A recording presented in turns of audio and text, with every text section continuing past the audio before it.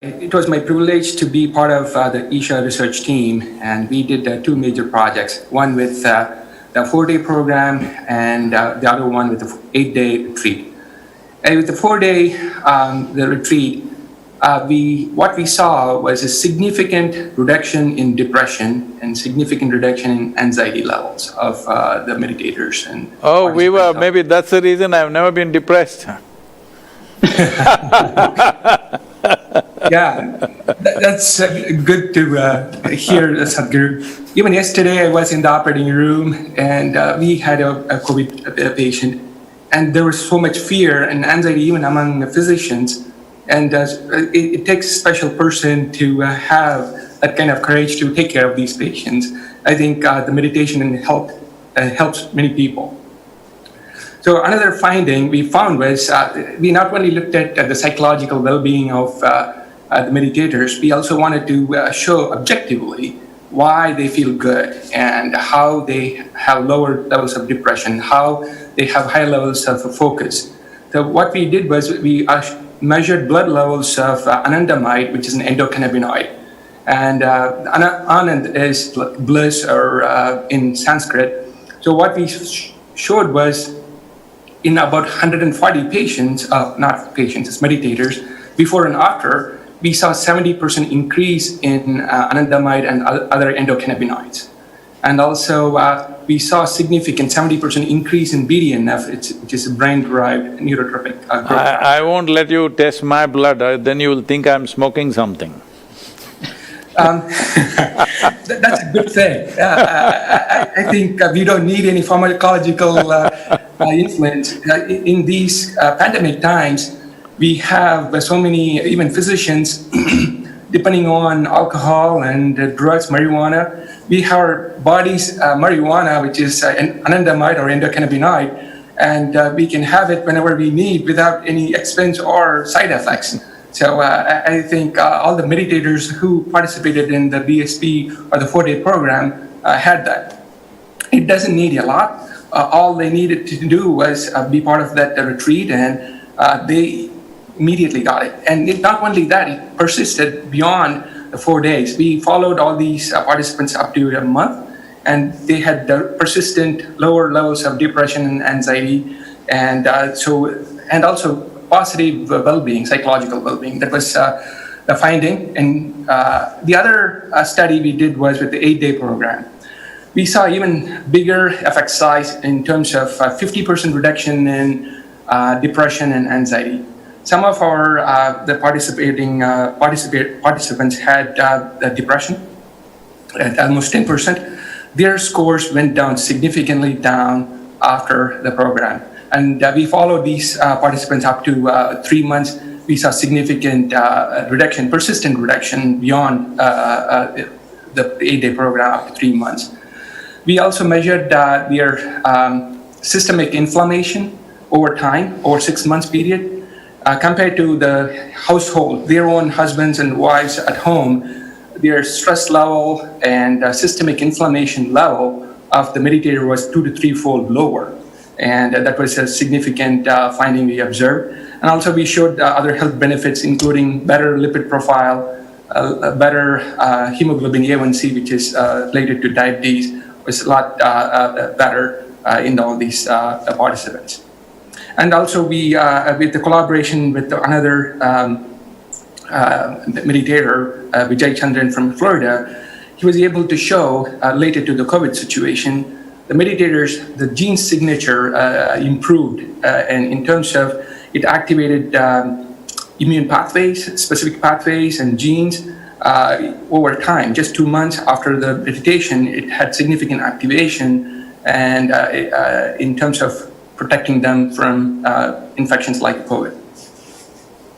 Senthil, thank you so much for that brief description, and hopefully all these papers will come out. We know that we have almost half of them in. So it seems to me that they have very low levels of C-reactive protein. That means low level of inflammation. They're also having good levels of lipids. They have good levels of hemoglobin A1C. And you're also talking about activation of immune pathways by genetics. So to summarize, right? So Swami, you were nephrology expert and also the researcher in the immunology world, how do you think if a meditator, any kind of meditator, actually is well prepared for facing this COVID situation? Can you tie this all up? Right, yeah. Thank you, Bala, and Namaskaram, Sadhguru, Namaskaram. for the great opportunity and to be a part of this enlightened panel. So, first I want to start with, what COVID does to the body. So the virus, initially there is an infectivity of the virus, and then the virus enters the cell through a certain receptor. And once within the body, what it does is that there are certain immune responses. These are called as virus restriction factors. So one of them is called interferon.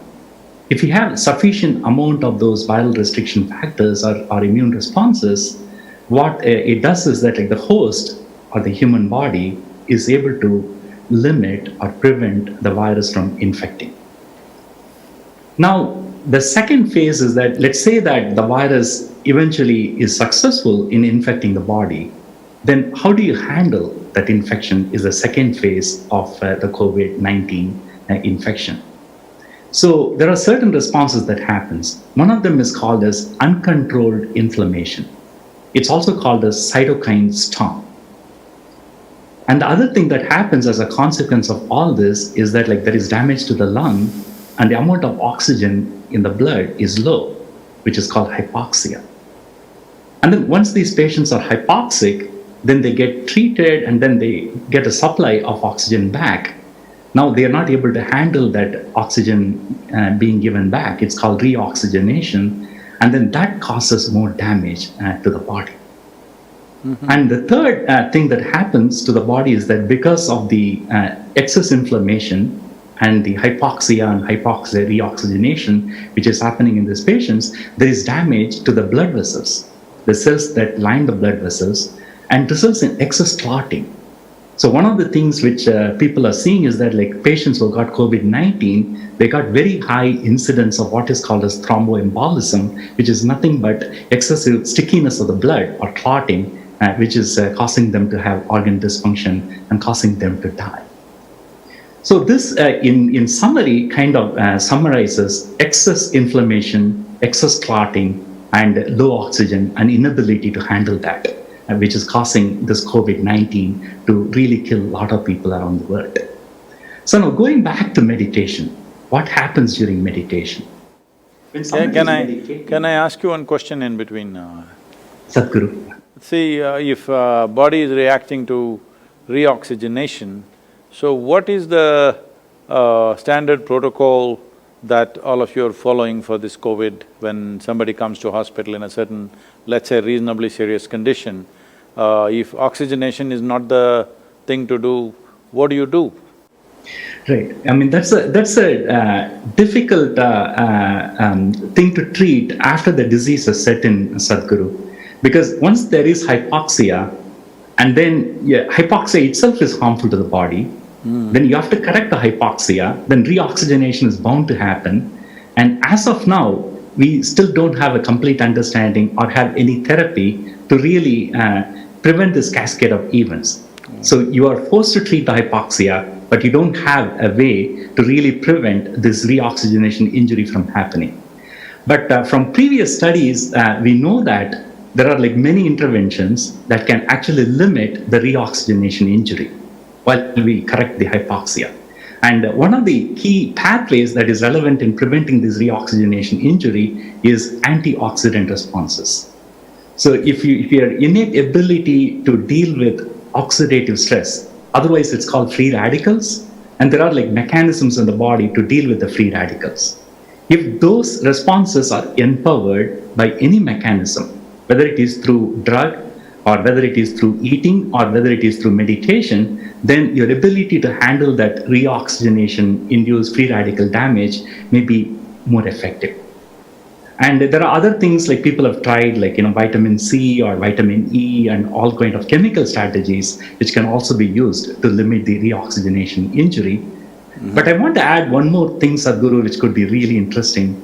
And what the studies have shown is that people who do proper yogic and meditation practices, and at least in one study, they have looked at and shown that glutathione, which is a critical molecule to prevent free radical injury within the cell, the levels of it is significantly increased days or weeks after they start this practice.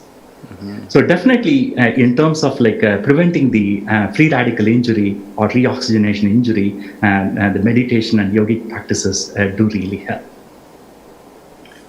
So one of the things, Swami, is I just wanted to add, which is obvious, I think you know it, but just for the viewers' purposes, that you just give enough oxygen that is required to keep their oxygenation levels sufficient, right? Suppose in hypoxia, you don't give 100% oxygen. Just give as much as required to keep it on 94% or more. Okay, go ahead. Exactly, yeah, because hypoxia, having a low oxygen itself is harmful to the body, right? And so you have to correct the hypoxia, but you have to empower the body to handle the free radical that is going to come from reoxygenation. So that's one aspect of it. Now, going back to the whole aspect of what happens with the meditation, and a little bit I'll touch on samyama also, what we know from preliminary data, is that like the first thing that these practices seem to do, what Sandil alluded and Vijay has generated data, is that like it is activating the genes which are critical for restricting the coronavirus from infecting the cell. How do we know that? We have samples on samyama volunteers before they started the practice, and then at 48 hours after they did the practice, and then at 3 months after. And when we went and looked at like thousands of gene signatures, and then it turns out the set of genes which are linked to this viral restriction, otherwise the interferon pathway, seem to be directly activated in people who are doing samyama.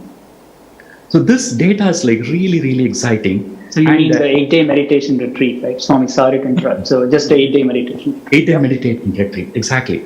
And so in fact, like one of the articles like we referred is that like, you know, there is one particular paper where they showed when they take the SARS-CoV-2 and infect what are called organoids, they are trying to create a model like what happens in human.